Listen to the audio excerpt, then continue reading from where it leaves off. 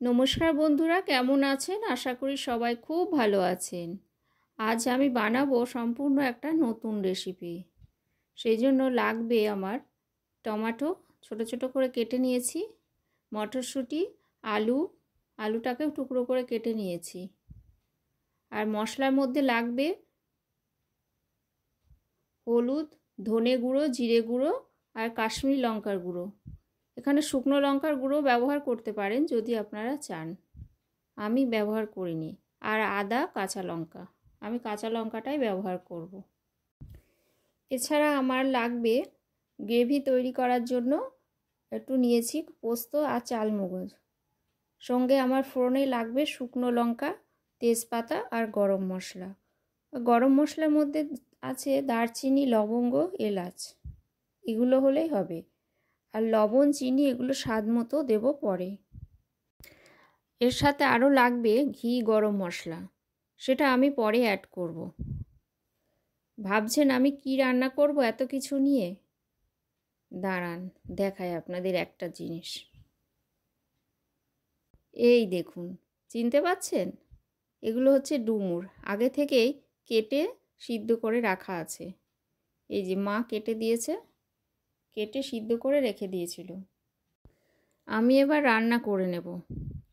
এই যে কড়াইতে এবার একটু তেল দিয়ে দিলাম, সর্ষের তেল দিয়েই রান্না করব এটা।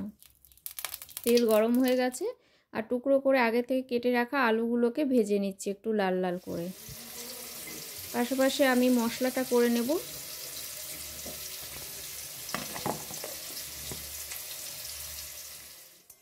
এই যেরকম লাল লাল করে আলুটাকে ভেজে নিতে হবে। মশলাটা হয়ে গেছে করা। এবার ওই তেলের মধ্যেই ফোড়ন দিয়ে দিলাম শুকনো লঙ্কা, তেজপাতা আর যে গরম মশলাগুলো ছিল সেইটা।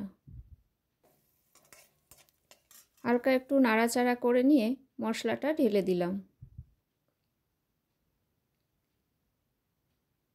এবার কিছুক্ষণ নাড়াচাড়া করে নিয়ে বাকি যে গুঁড়ো মশলাগুলো ছিল সেগুলোও সব দিয়ে দিলাম। একটু মশলাটাকে কষাতে হবে। কষানো হয়ে গেলে একটু জল দিয়ে আবার একটু কষিয়ে নিতে হবে। এবার দেব স্বাদ মতো লবণ, অল্প একটু চিনি। এই রান্নাটা আমার ঠাকুমা করতেন, খেতে দারুণ হতো, তাই আমি সেরকমভাবেই করার চেষ্টা করছি মাত্র। এই যে মশলা থেকে তেল ছেড়ে দিয়েছে, এই পর্যায়ে আমি আগে থেকে সিদ্ধ করে রাখা যে ডুমুরটা আছে সেটা দিয়ে দেব, সাথে মটরশুঁটিটাও অ্যাড করে দেব।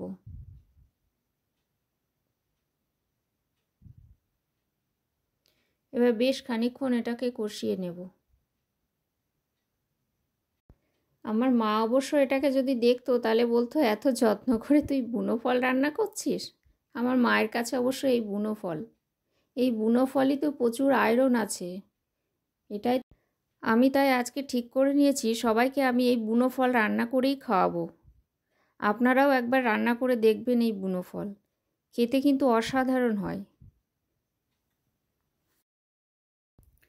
এবার আমি ভাজা আলুগুলোকে অ্যাড করব।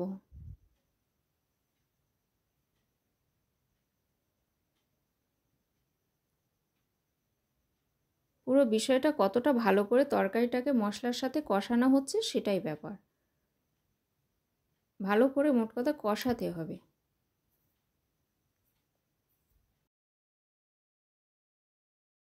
আমার মশলার সাথে কষানো হয়ে গেছে। এবার আমি গ্রেভির জন্য যে মশলা করেছিলাম সেটা অ্যাড করব।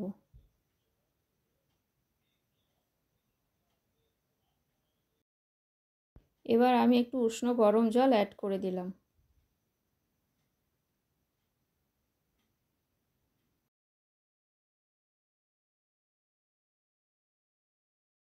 কতটা গ্রেভি রাখবেন সেই পরিমাণে জলটা দিয়ে দেবেন।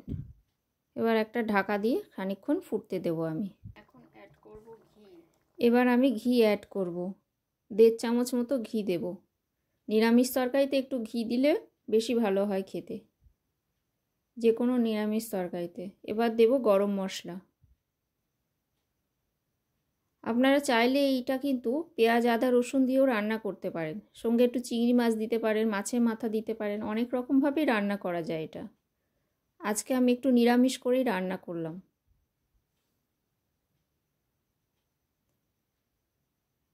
দেখতে দেখুন কি সুন্দর হয়েছে। বন্ধুরা, রেসিপিটা যদি ভালো লেগে থাকে অবশ্যই একটা লাইক, শেয়ার অ্যান্ড সাবস্ক্রাইব করবেন। আমার রান্না একদম কমপ্লিট হয়ে গেছে, এবার আমি নামিয়ে নেব। বন্ধুরা, এইভাবে রান্না করে গরম গরম গরম ভাতের সঙ্গে সার্ভ করুন, খেতে কিন্তু অসাধারণ লাগবে। এরপরে দেখা হবে অন্য কোনো ভিডিওতে। ততক্ষণে আপনারা খুব ভালো থাকবেন, সুস্থ থাকবেন।